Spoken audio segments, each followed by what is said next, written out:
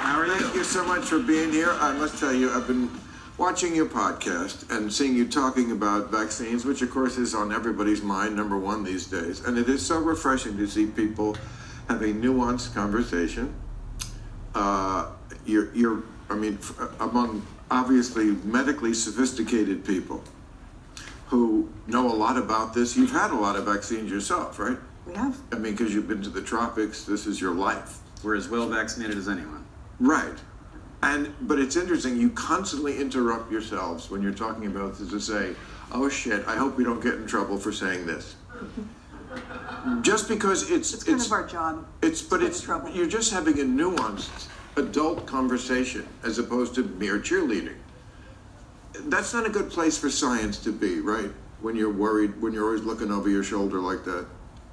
Well, there's a problem built into the question of vaccines, which is that there's a difference between the public health analysis and the private decisions that people have to make about their own vaccinations. And the problem is one of game theory, where the best deal, given that vaccines are very effective, but they carry some risk, is for everyone else to get vaccinated, but you not to be. And if that happens, then you get the benefit of their immunity and you don't suffer any of the risk. But of course, that makes you a free rider.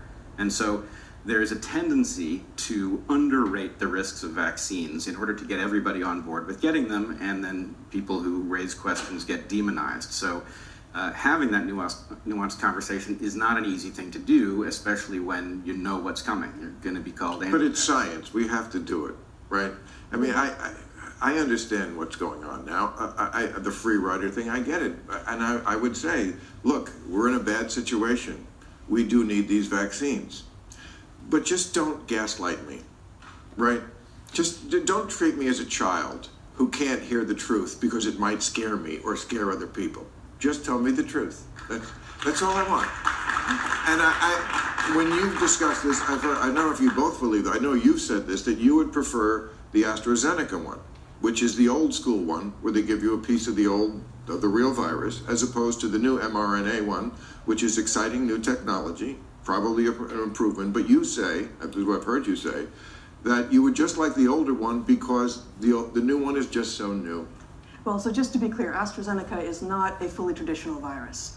It uses a method of delivery that is more traditional and has been used for longer. It's a piece of the real virus, right? Well, you have the delivery mechanism, which is an adenovirus, but the adenovirus is completely unrelated to SARS-CoV-2. So they're just simply using it to get a piece of DNA into the cell, and then the cell manufactures pieces of the coronavirus, the spike protein, which then hopefully the immune system learns to recognize. But there's no danger of getting SARS-CoV-2 because the virus being used to deliver it suddenly comes back to life. This virus doesn't carry that capacity. Right. And we have a long evolutionary history with adenoviruses. They cause things like the common cold, so it's not very serious even if something were to occur.